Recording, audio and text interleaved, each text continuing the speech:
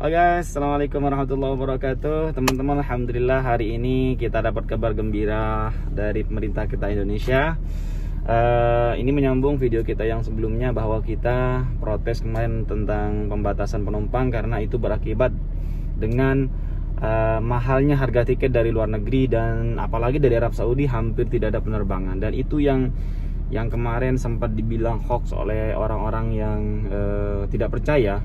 Karena memang hari ini peraturan di masa pandemi itu berubah-ubah dan harga tiket setiap saat berubah-ubah. Yang kita sebutkan harga tiket 6.000, 6.500 itu pada tanggal 1. Pada tanggal 1, 2 itu memang harganya sekian, dan itu maskapai Saudia. Kita tidak berbicara dengan maskapai-maskapai yang lain seperti Sri Lanka Airlines yang transit sampai 2 kali, ya. Kita nggak ada berbicara seperti itu. Makanya kalau mendengarkan informasi, dengarkan informasi itu sampai selesai, teman-teman. Nah, kabar gembira sekarang datang dari pemerintah kita Indonesia. Di sini barusan dapat kiriman dari teman kita, alhamdulillah, bahwa sekarang peraturan yang pembatasan 90 penumpang itu sudah dicabut dan tidak berlaku mulai tanggal 4 Oktober. Dan insya Allah ke depan ini tiket sudah akan terjangkau kembali bagi teman-teman kita yang ingin pulang ke Indonesia. Sebelumnya kita ucapkan terima kasih kepada pemerintah Indonesia. Sini dari Kementerian Perhubungan, Direktorat Jenderal Perhubungan Udara, ya. Saya baca langsung aja. Menindaklanjuti hasil evaluasi pelaksanaan kegiatan penanganan penerbangan internasional di Bandara Udara Soekarno-Hatta, Cengkareng, di mana telah dilakukan peningkatan penambahan fasilitas pemeriksaan kesehatan berupa tes dan dengan mempertimbangkan hal-hal sebagai berikut. 1. Bahwa telah disiapkan beberapa bandar udara internasional yang lain sebagai pintu masuk ke Indonesia yang dilengkapi dengan fasilitas pemeriksaan kesehatan sebagaimana yang tersedia di Bandar Udara Soekarno-Hatta.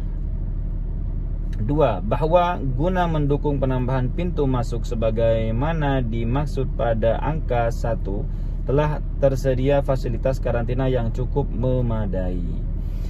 Maka ketentuan mengenai pembatasan pengangkutan penumpang maksimal 90 orang per penerbangan di Bandar Udara Soekarno-Hatta sebagaimana disebutkan pada surat Direktur Jenderal Perhubungan Udara nomor AU 006 dan seterusnya tanggal 29 September 2021 dinyatakan tidak berlaku, ya. Tidak berlaku mulai tanggal 04 Oktober 2021. Sedangkan kewajiban operator pesawat udara untuk menyerahkan data rencana kedatangan pesawat dan jumlah penumpang yang diangkut tetap diberlakukan. Demikian disampaikan untuk dilaksanakan. Atas perhatiannya diucapkan terima kasih. Oke guys, kita bersyukur ya teman-teman, kita bersyukur alhamdulillah kalau pembatasan penerbangan itu, penumpang per penerbangan itu sudah tidak berlaku. Jadi teman-teman kita sekarang sudah bisa mendapatkan harga tiket yang terjangkau. Kemudian untuk pemerintah mungkin kita hanya saran saja untuk yang teman-teman kita yang sudah divaksin 2 kali dan sudah mendapatkan hasil tes PCR negatif, kalau bisa itu tidak usah dikarantina, seperti itu aja. Kenapa? Ya biar pemerintah juga tidak terlalu berat menanggung beban daripada orang-orang yang datang dari luar negeri. Karena karantinanya juga kita tahu karantinanya sekarang sudah ditambah menjadi 8 hari. Yang dulunya 5 hari sekarang menjadi 8 hari, teman-teman. Kemudian teman-teman, informasi buat teman-teman semua, syarat-syarat penerbangan untuk pulang ke Indonesia itu tetap berlaku, ya. Vaksin itu bukan menjadi kewajiban penerbangan, ya teman-teman. Vaksin bukan menjadi kewajiban penerbangan. Jadi kalau kalian tidak divaksin pun kalian masih bisa pulang. Tapi kalau kalian tidak tes PCR, maka kalian tidak bisa terbang. Jadi banyak kesalahpahaman di antara teman-teman kita. Majikannya itu sering mengatakan bahwa orang-orang yang sudah divaksin 2 kali sudah tidak wajib tes PCR. Kata siapa? Ya. Majikannya banyak yang mengatakan bahwa orang-orang yang sudah vaksin 2 kali, ya katanya sudah tidak lagi berlaku tes PCR. tidak bawa tes PCR juga nggak apa-apa. Tetap teman-teman, kewajiban penerbangan itu adalah tes PCR negatif dari rumah sakit yang di print ya, yang dicetak, bukan yang hasilnya dari HP. Harus terlampir teman-teman. Nah itu dia. Kemudian kalau ada majikan yang seperti itu, katakan saja bahwa kewajiban penerbangan itu sampai saat ini bukanlah vaksin. Tapi kalau untuk domestik di Arab Saudi wajib sudah vaksin ya teman-teman, wajib sudah vaksin. Tapi kalau internasional sampai saat ini kita belum menerima konfirmasi bahwa harus diwajibkan sudah vaksin. Yang jelas buat teman-teman kalau mau divaksin ya silahkan divaksin terlebih dahulu.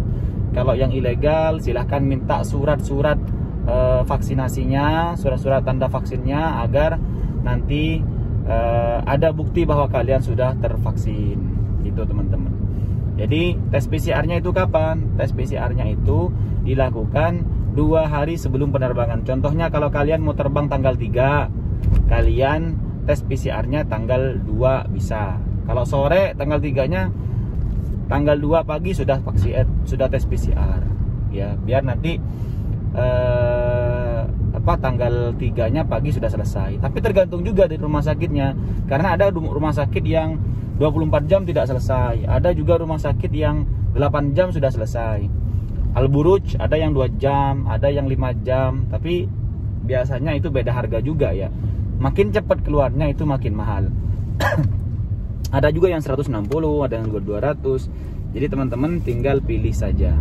Kalau dari Arab Saudi, rumah sakit mana saja selama ini kita lihat itu masih oke-oke saja sih. Tapi kalau dari Indonesia ingin kembali ke Arab Saudi, mungkin maskapai Saudi Airlines itu memilih salah satu, tidak semua ya, tidak semua hasil tes PCR dari rumah sakit itu diterima. Ada rumah sakit tertentu yang ditunjuk atau yang telah terverifikasi oleh maskapai Saudi Airlines gitu teman-teman. Nah kemudian bagaimana buat teman-teman yang ingin kembali ke Arab Saudi? Buat teman-teman yang ingin kembali ke Arab Saudi, harap bersabar dulu karena ada peraturan terbaru. Orang-orang yang walaupun sudah imun komplit, sudah vaksin 2 kali, AstraZeneca dan Pfizer, Moderna dan juga Johnson, dan sudah terupdate di Tawakalnahnya, masih belum bisa berangkat.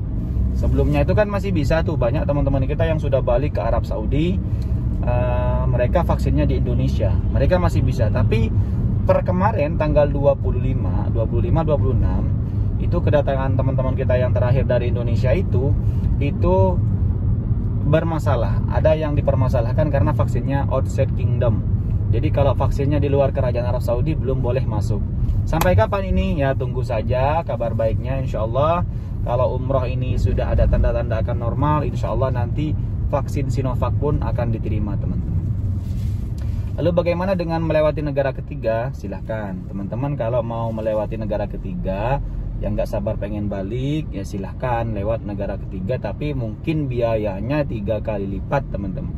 3 kali lipat dibandingkan dari Jakarta menuju ke Jeddah seperti kemarin.